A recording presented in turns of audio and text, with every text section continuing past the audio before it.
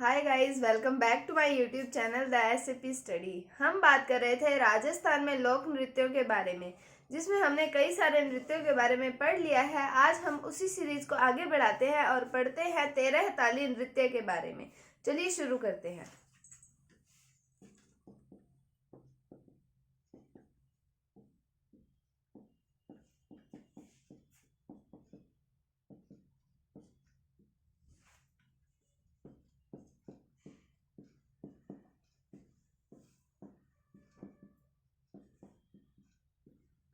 तेरह ताली नृत्य के बारे में आपने पहले भी पढ़ा होगा, जब आपने अगर मेरी राजस्थान के लोक देवताओं वाली वीडियो देखी है, जिसमें हमने रामदेव जी और रामसा पीर के बारे में बात की थी, तब हमने पढ़ा था कि इनके जो कामड़ जाति के लोग होते हैं वो इनके मेले के अवसर पर 13 ताली नृत्य करते हैं। कामड़ जाति की महिलाओं के द्वारा ये नृत्य किया जाता है रामदेव जी के मेले के अवसर पर। कौन सा 13 ताली नृत्य है? सबसे पहले हम बात करते हैं इस नृत्य के उद्गम स्थल की।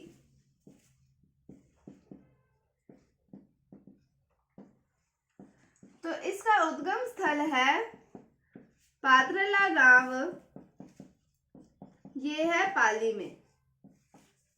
तो उद्गम स्थल है पात्रला गांव, कहां पर है? पाली में ये गांव है। उसके बाद में हम बात करते हैं कि कामड़ जाति की महिलाओं के द्वारा ये नृत्य किया जाता है।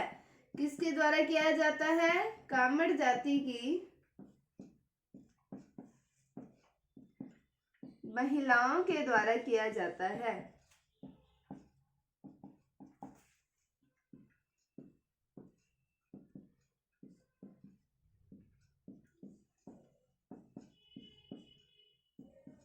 और कब किया जाता है ये नृत्य? ये नृत्य रामदेव जी के मेले के अवसर पर किया जाता है।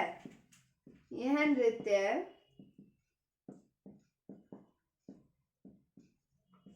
रामदेव जी के मेले के अवसर पर किया जाता है।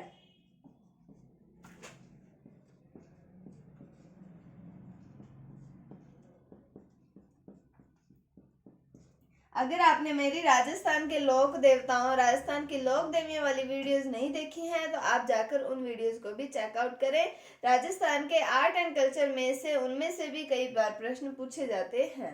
तो हमने पढ़ा उद्गम स्थान पादराला गांव कहाँ पर है? पाली के अंदर। उसके बाद में हमने बात की कि कामड़ जाति की महिलाओं के द्वारा 13 ताली नृत्य किया जाता है। और उसके बाद में हमने ये देखा कि रामदेव जी के मेले के अवसर पर ये नृत्य जो है वो किया जाता है। अब हम बात करते हैं कि ये नृत्य जो है वो बैठकर किया जाता है।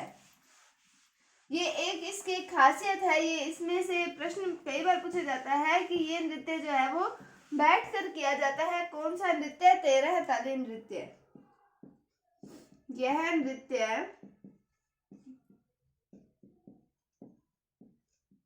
बैठकर किया जाता है। अब हम बात करें कि इस नृत्य को 13 ताली नृत्य क्यों कहा जाता है। क्यों कहा जाता है? क्योंकि इसके अंदर 9 मंजीरें जो होती हैं,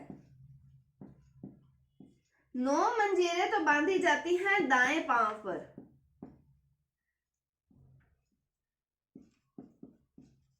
दाएं पांव पर कितनी मंजीरें बांधी जाती है? 9 मंजीरें। उसके बाद हम बात करें, 2 मंजीरें जो होती हैं वो बांधी जाती हैं कोहनी पर,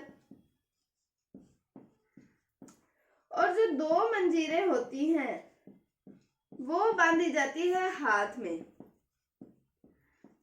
तो हाथों में 2 मंजीरें बांधी जाती है। इस प्रकार टोटल कितनी मंजीरें हो गई? 13 मंजीरें। इसलिए इसे कहा जाता है 13 ताली नृत्य। तो क्या 9 मंजीरें दाएं पांव पर बांधी जाती हैं और 2 मंजीरें कोहनी पर, 2 मंजीरें हाथों में बांधी जाती हैं। इस तरह टोटल 13 मंजीरें होने के कारण इस नृत्य को क्या कहा जाता है? 13 ताली नृत्य। अब हम बात करें कि 13 ताली नृत्य की प्रसिद्ध नृत्यांगना जिनका नाम आता है मांगी बाई। तो इस नृत्य की प्रसिद्ध नृत्यांगना कौन सी है? मांगी बाई। तो ये नृत्य कैसे किया जाता है? बैठकर किया जाता है। 9 मंजीरें दाएं पांव पर और 2 मंजीरें कोहनी पर और 2 मंजीरें हाथों में बांधी जाती है। इसलिए ये नृत्य जो है 13 मंजीरें प्रयुक्त होने के कारण इसे 13 ताली नृत्य कहा जाता है। और हमने पढ़ा कि इसकी प्रसिद्ध नृत्यांगना कौन सी है, तो वो आती है मांगी बाई। तो ये था 13 ताली नृत्य के बारे में। उद्गम स्थल कहाँ पर है, पादरला गांव कहाँ पर है, ये पाली के अंदर, पाली जिले के अंदर ये गांव स्थित है। फिर हमने पढ़ा कामड़ जाति की महिलाओं के द्वारा ये नृत्य किया जाता है रामदेव जी के मेले के अवसर पर।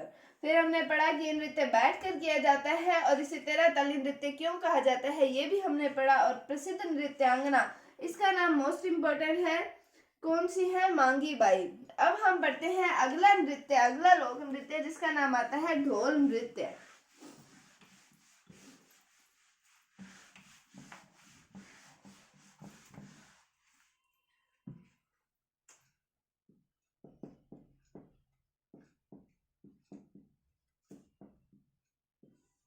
अब ये जो ढोल नृत्य है ये जालोर वाले क्षेत्र का प्रसिद्ध नृत्य है। कौन सा, ढोल नृत्य, तो जालोर वाले क्षेत्र का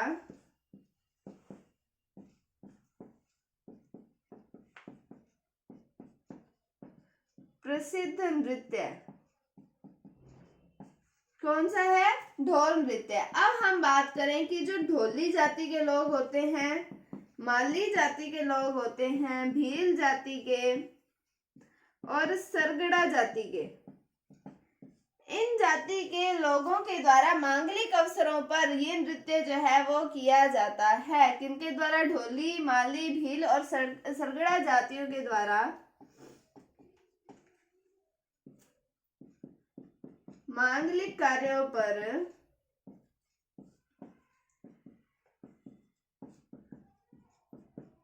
ये नृत्य किया जाता है।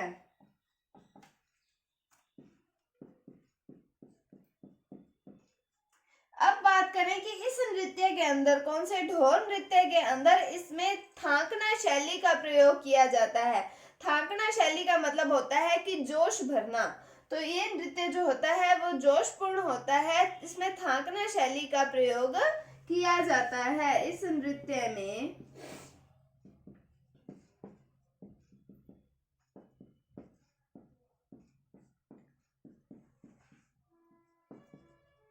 थांकना शैली का प्रयोग किया जाता है। और थांकना शैली का मतलब मैंने आपको बताया क्या होता है, जोश भरना। तो क्या पढ़ा हमने ढोल नृत्य के बारे में, जालोर वाले क्षेत्र का प्रसिद्ध नृत्य है, ये इसकी सबसे इंपॉर्टेंट बात है। इससे सीधा सीधा प्रश्न पूछा जाता है कि जालोर वाले क्षेत्र के प्रसिद्ध नृत्य का नाम कौन सा है, निम्न में से कौन सा नृत्य जालोर वाले क्षेत्र में से किया जाता है। तो इससे प्रश्न पूछा जाता है ढोली, माली, भील और सरगड़ा जातियों के लोगों के द्वारा मांगलिक कार्यों पर ये नृत्य जो है वो किया जाता है। फिर इस नृत्य के अंदर कौन सी शैली का प्रयोग किया जाता है, तो वो है थांकना शैली का प्रयोग किया जाता है। तो ये था ढोल नृत्य के बारे में। अब हम पढ़ते हैं अगले नृत्य जिसका नाम आता है घुड़ला नृत्य।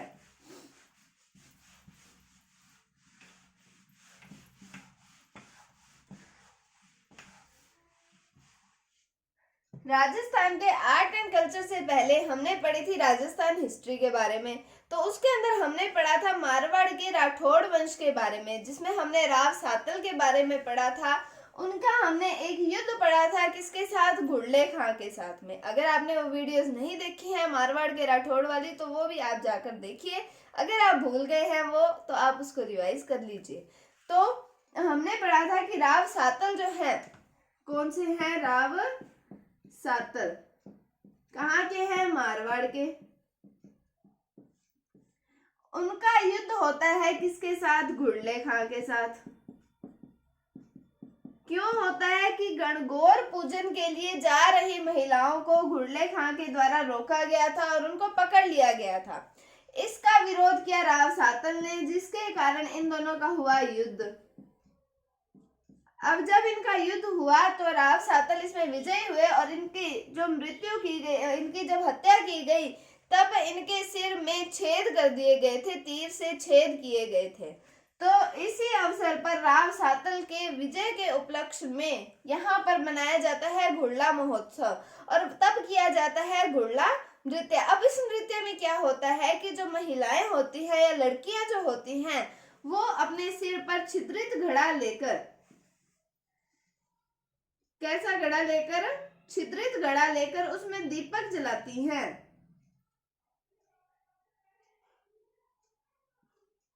छिद्रित घड़े में दीपक जलाती है और उसे अपने सर पर रखकर घुड़ला नृत्य जो है वो किया जाता है।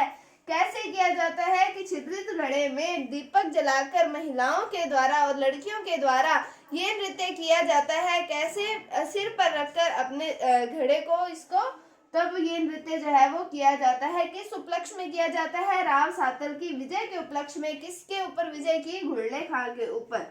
तो आपने अगर मारवाड़ के राठौड़ वाली वीडियोस नहीं देखी है तो आप वो देखिए। तो अब हम पढ़ते हैं घुड़ला नृत्य के बारे में।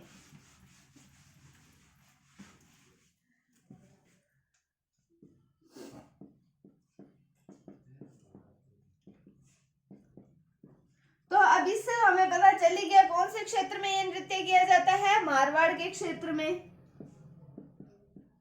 मारवाड़ क्षेत्र में किया जाता है।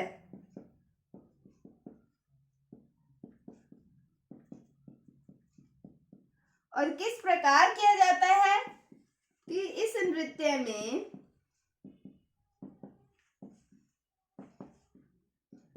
छिद्रित मटके में दीपक जलाकर या दीपक रखकर लड़कियां नृत्य करती हैं।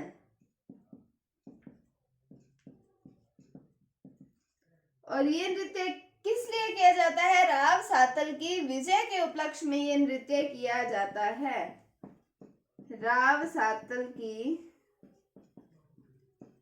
विजय के उपलक्ष्य में ये नृत्य किया जाता है। ये नृत्य ही नहीं, यहाँ पर तो महोत्सव मनाया जाता है जिसका नाम मैंने आपको तब भी बताया था जब मैंने मारवाड़ के राठौड़ पढ़ाए थे। घुड़ला महोत्सव मनाया जाता है और उसमें नृत्य किया जाता है घुड़ला नृत्य। तो ये था घुड़ला नृत्य के बारे में। मारवाड़ के क्षेत्र में किया जाता है। छिद्रित मटके में दीपक रखकर लड़कियां नृत्य करती हैं और राव सातल की विजय के उपलक्ष्य में जो है वो ये नृत्य किया जाता है। तो आज हमने पढ़ा 13 ताली नृत्य के बारे में, ढोल नृत्य और घुड़ला नृत्य के बारे में। उम्मीद है आपको टॉपिक समझ आया होगा। अगर आपको इसमें कोई भी डाउट है तो आप कमेंट सेक्शन में पूछ सकते हैं। अगर आपको वीडियो थोड़ी सी भी अच्छी लगी है तो इसे लाइक कीजिए, शेयर कीजिए। चैनल पर नए हैं तो इसे सब्सक्राइब जरूर कीजिए। Thank you, thanks for watching, bye bye.